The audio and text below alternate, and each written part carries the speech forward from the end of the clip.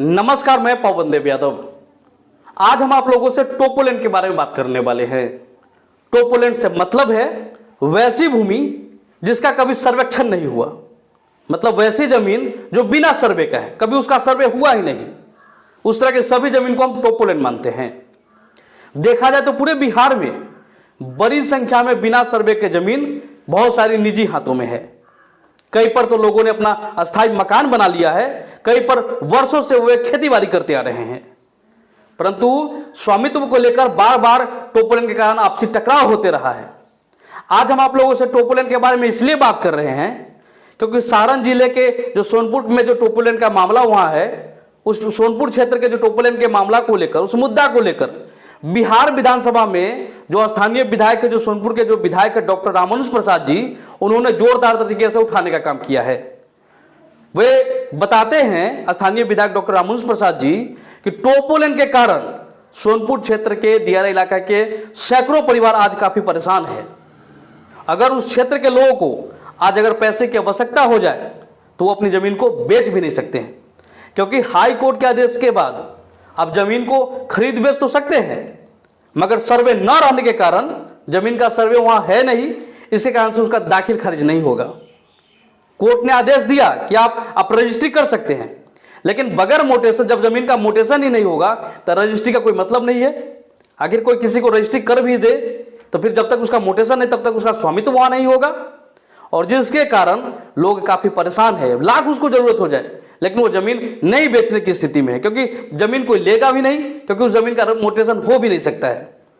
उस क्षेत्र के लोगों के साथ, मतलब उस क्षेत्र में जो बड़ी आबादी है, लगभग हमको लगता है सैकड़ों परिवार ऐसे हैं जो जनहित की योजना है जो सरकार के, उस लाभ से भी वंचित हो रहे हैं। अब जमीन का सर्वे है नहीं और उसके कारण उनका लगान रसीद नहीं कट पा रहा है।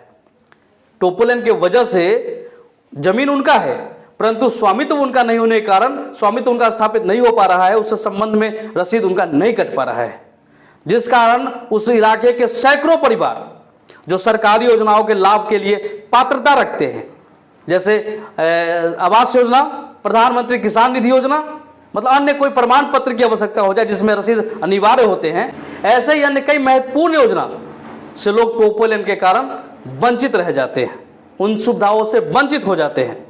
हालांकि टोपोलैंड की समस्याओं को लेकर पिछले दिनों मतलब सोनपुर विधायक डॉक्टर रामानुज प्रसाद जी ने गंभीरता से विधानसभा में उठाया है। इससे पहले भी उठाते रहे हैं। लगातार उनकी ओर से प्रयास किया जा रहा है कि टोपोलैंड की समस्याओं को दूर किया जाए। आइए देखते हैं कि सोनपुर के जो विधायक है डॉक्टर रामानुज प्रसाद जी, बिहार विधानसभा में उन्होंने क्या कुछ कहा है। सारण जिला के सोनपुर सहित पूरे बिहार में टोपोलैंड की जमीन का रजिस्ट्रेशन, म्यूटेशन, निबंधन एवं दाखिल खारिज टोपोलैंड के सर्वे के नाम पर रोक दिया गया था। टोपोलैंड के एरिया में पड़ने वाले दियारा इलाके में किसानों, गरीबों, छात्रों के साथ ही अनुसूचित जाति, अनुसूचित जनजाति, अत्यंत पिछड़ा वर्ग एवं सामान्य वर्ग के गरीबी रेखा के नीचे जीवन बसर करने वाले लोगों को इंदिरा आवास योजना, मुख्यमंत्री ग्रामीण विकास की योजनाएं, साथ साथ जमीन के कागजात के आधार पर मिलने वाले अन्य प्रमाण पत्र से बहुत बड़ी आबादी वंचित हो जा रही है। इन परिस्थितियों को देखते हुए माननीय पटना उच्च न्यायालय के आदेश के आलोक में निबंधन रजिस्ट्रेशन शुरू हुआ, लेकिन म्यूटेशन का कार्य अभी भी नहीं हो रहा है, जिससे बहुत बड़ी जनसंख्या तमाम सुविधाओं से वंचित हो जा रही है।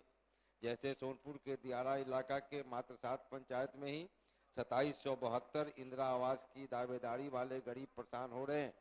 इससे अनुमान लगाया जा सकता है कि टोपोलैंड की एरिया में कितनी बड़ी आबादी तमाम सुविधाओं से वंचित हो रही है। अतः उपरोक्त परिस्थितियों की ओर हम सदन के माध्यम से सरकार का ध्यान आकृष्ट करते हैं। माननीय मंत्री राजस्व एवं भूमि सुधार विभाग। वहीं इस पूरे मामले में राजस्व एवं भूमि सुधार मंत्री जो आलोक मेहता जी हैं, उन्होंने कहा है कि 2024 तक सभी जमीन का, जिनका सर्वे अभी तक नहीं हुआ है, उनका सर्वे का काम हम लोग पूरा करवा लेंगे। उसके बाद जो टोपोलैंड की समस्या है वो समाप्त हो जाएगी। आइए देखते हैं कि मंत्री आलोक मेहता जी वो भी क्या कह रहे हैं इस मामले में। असर्वेक्षित भूमि के स्वामित्व एवं अधिकार के संबंध में राजस्व एवं भूमि सुधार विभाग के स्तर से विधि विभाग से परामर्श प्राप्त किया गया है। विधि विभाग के द्वारा अपने परामर्श में न्यायालय के एक विनियमन का उल्लेख किया गया है, जो प्राइवी काउंसिल में मैटर ऑफ ट्रैकेडास Acharya Chaudhary versus Secretary of State reported in AIR 1935 PC 125 से संबंधित है। इसमें निम्न आदेश अंकित किए गए हैं। It is beyond question that the bed of public navigable river and river Ganges undoubtedly belongs to the category is presumed to be the priority of government and property of government and not that of private person. विद्वान अधिवक्ता बिहार सरकार के द्वारा अपनी राय में यह स्पष्ट अंकित किया गया है कि असर्वेक्षित भूमि टोपोलैंड सरकारी भूमि है। इस प्रकार की भूमि को सरकार के दखल एवं स्वामित्व में लाने का प्रयास किया जाना चाहिए।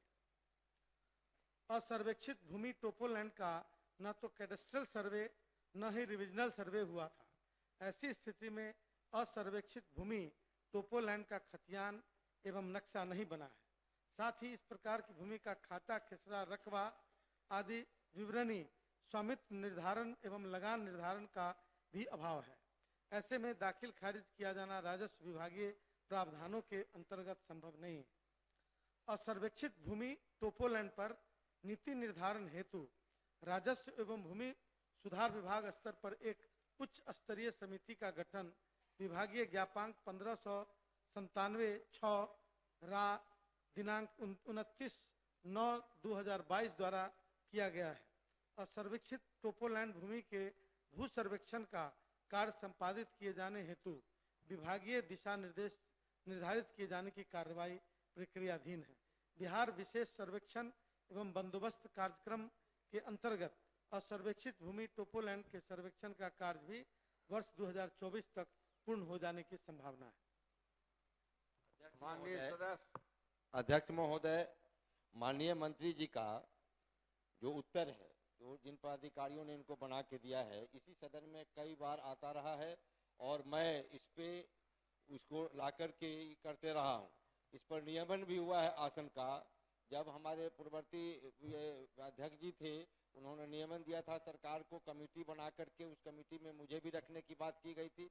मैं कहना चाहता हूं माननीय अध्यक्ष महोदय, माननीय मंत्री जी ने जो अपने जवाब में कहा है कि पदाधिकारी और AG का जो रिपोर्ट इनको दिया जाता रहा है, जिस प्रीवी काउंसिल की बात इसमें की जाती है, प्रीवी काउंसिल के पूरे ये को मैंने पढ़ा है और उसके बिना पर हम लोग हाई कोर्ट गए और हाई कोर्ट ने रजिस्ट्रेशन अलाउ किया है।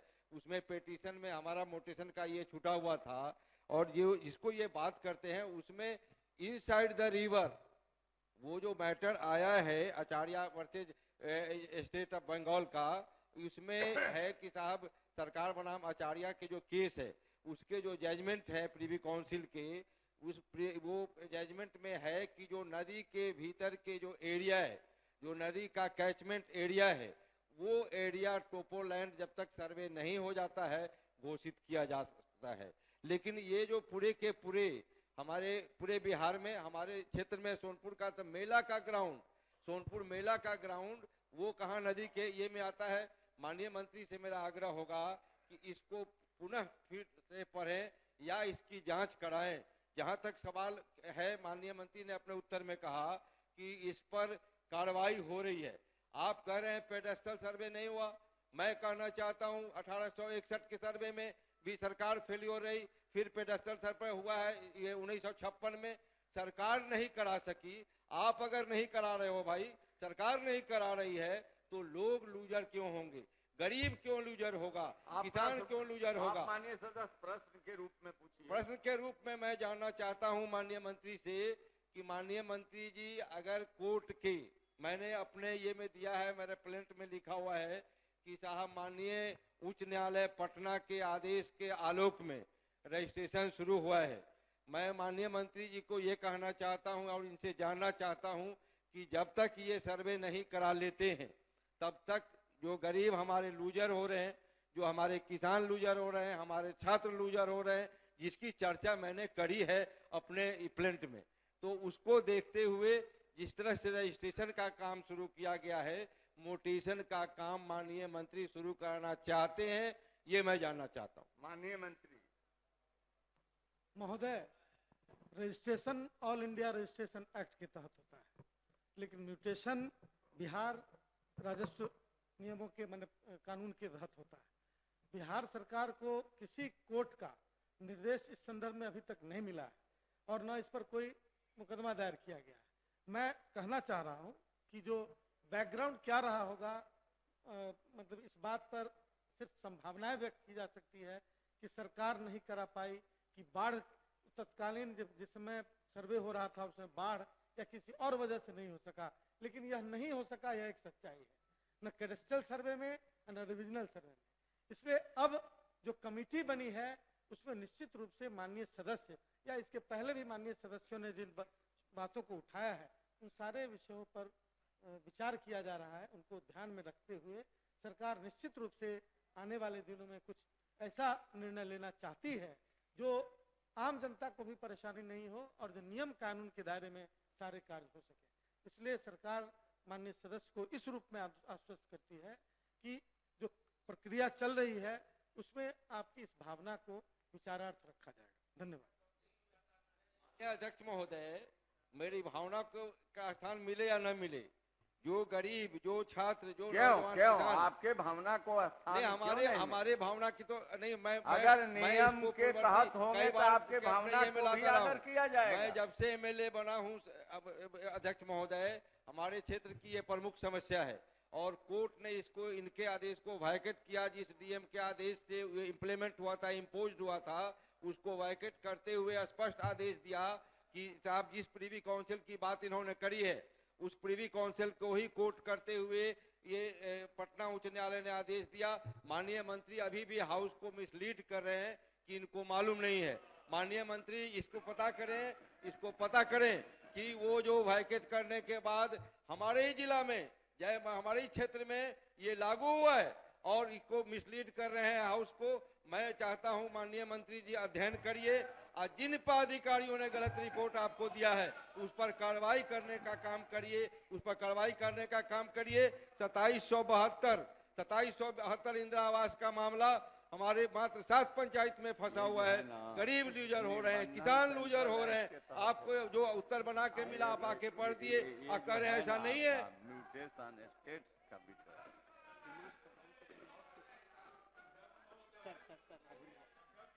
माननीय सदस्य,